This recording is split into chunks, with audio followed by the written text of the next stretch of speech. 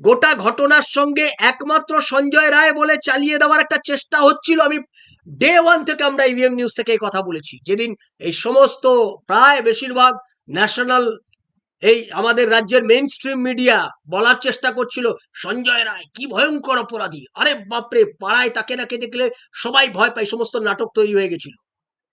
এই সমস্ত নাটক তৈরি করেছিল কিছু মেইন স্ট্রিম মিডিয়ার একটা অংশ। আমরা তখনই বলেছিলাম এই মেইন স্ট্রিম মিডিয়া বিকিয়ে যাওয়া মিডিয়া, এরা গোটাটাই নাটক করছে, এরা আসল ঘটনাকে ধামাচাপা দেওয়ার জন্য এই মেইন স্ট্রিম মিডিয়াকে সামনে রেখে এই গোটা ঘটনাটা চলছে।